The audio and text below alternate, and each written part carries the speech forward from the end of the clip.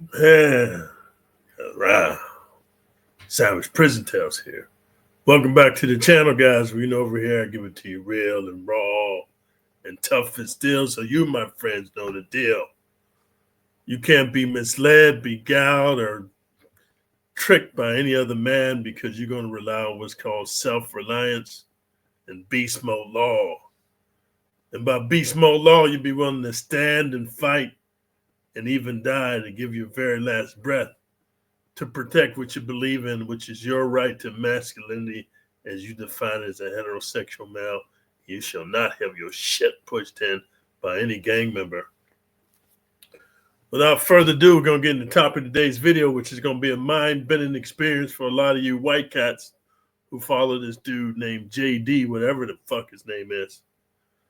The topic of today's video is, in maximum security prison, the guy who talks the loudest gets pounded the hardest, balls deep, late at night. So, guys, man, before I get started, I want to react to this video, guys, and we're going to get into it. So, let's get it cracking. In prison, there's a cost to joining the gang. Cost is your virgin butthole. Dog, I hate to be the one to break this to you, but that's not how it goes. Someone did you really, really dirty. So let me explain something to you guys. The person that has the most views, the biggest followers, the largest channel, doesn't mean that they always telling you the truth. Just means that they have an image or a persona that you guys agree with or follow or resonate with. And I don't want to be disrespectful to any white boys here because I like my white followers. My grandfather's from Spain. He's a European, so he's a Caucasian man. I don't have anything against Caucasians, but a lot of you white dudes, man, be triggered in your feelings. I'm just going to ask you for once today that facts are not feelings. Don't get triggered. Listen to the logical explanation I'm going to give you.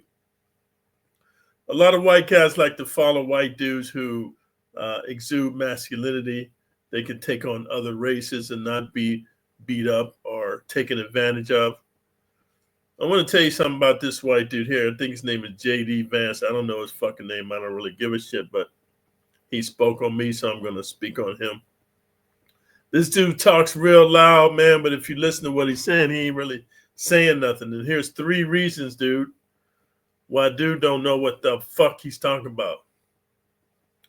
Number 1, man, this dude's never been to maximum security prison. Because of it, the hit piece he did on me, I looked on his channel. He ain't never been to maximum security prison. He been to medium. Number 2, he ain't never done time outside of his little funky state of Oregon, man. And I've been up to Oregon and Washington. Them white dudes up there are different than white dudes in other places, man. So he can go ahead and run all that shot collar, big bad white dude shit he's talking, man. That ain't gonna fly nowhere else. And number 3, he's never done time in California State Prison. He don't know the politics. He don't know the situation. And here's a baker's dozen. Number 4, this motherfucker's a shot collar gang member, man. Of course he's going to be talking all this shit because let me tell you something, guys. I know for a fact in maximum security prison, I can't speak on the prisons he's been in. In maximum security prison, you cannot and you will not be a shot caller unless you're a sodomite, booty bandit, booty warrior, and you had your shit pushed in. And you got so much time, dude, that Father Time couldn't count him. This dude, I listened to one of his stories. He went to a medium or minimum security prison. He only had a couple years. And since he talked the loudest and had the most tats, they made him a shot caller. In maximum security prison, a dude with a little bit of time ain't never going to be a shot caller. So let's let this loudmouth dude continue. Like, I've never, ever heard of that. Like, you get smashed off the yard trying to run that type of politic. Okay, man, let me share this with you guys. Number 1, this dude's a gang member, dude. So he's going to go ahead, man. He's going to go ahead and yell the loudest and say that I'm wrong, dude. You get smashed off the yard for those kind of politics. Let me tell you how it works in maximum security prison in California, the East Coast, and down south. The shot callers are the ones who implement this policy. If you're not a gang member when you come into prison, you just some dude, you're a carpenter dude or a plumber or electrician or something, or accountant, and you bitch up and you want to join a gang for protection, the cost to join the gang is your virgin butt cheeks. Why? They already got their known hitters, man. They already got the hardcore dudes that been in and out of prison that's already gay, that's already been putting in work down for the cause. They doing robberies on the streets, selling drugs. They're already part of the familia, Holmes.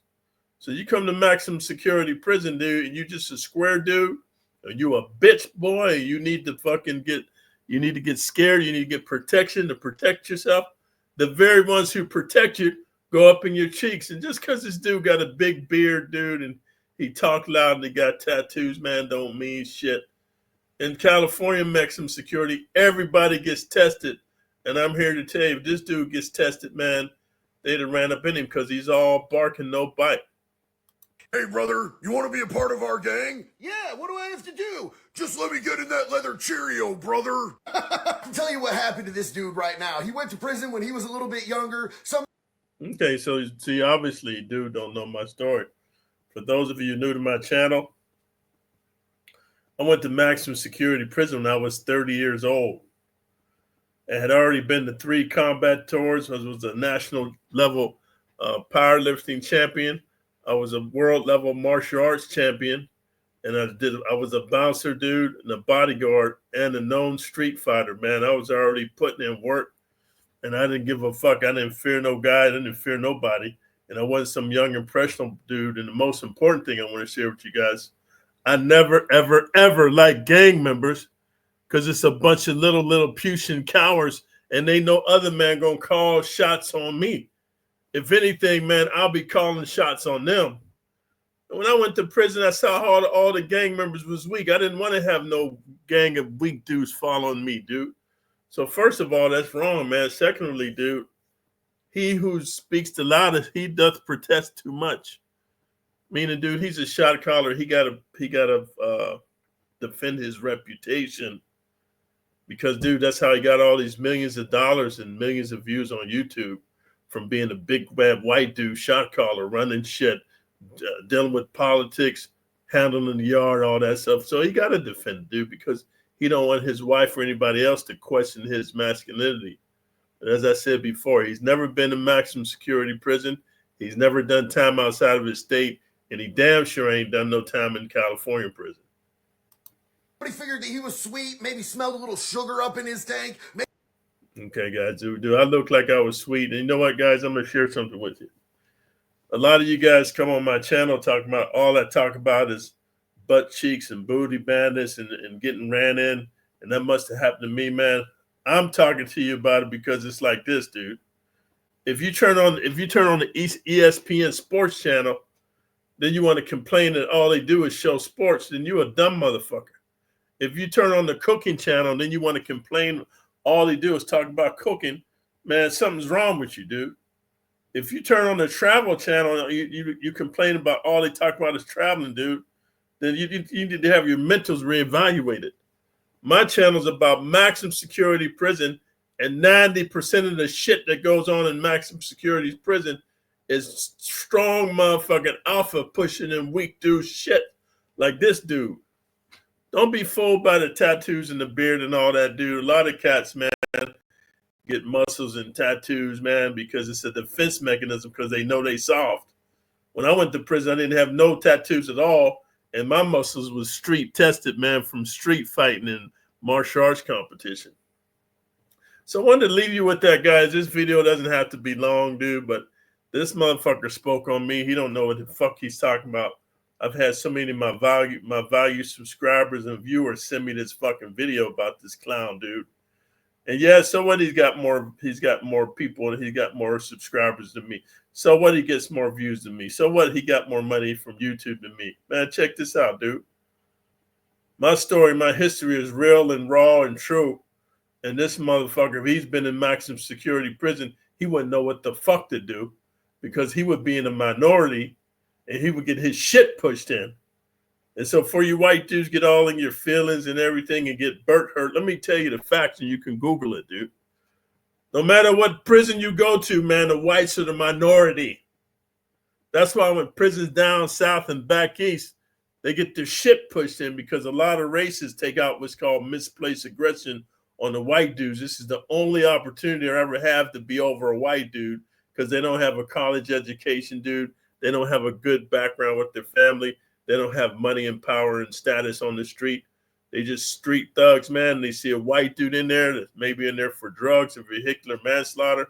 They going deep up in them. That's why in California, the whites, they have gangs, dude, and they run with the Southern Mexicans, dude. They get protected from the blacks and the others, man. That's the reality, man.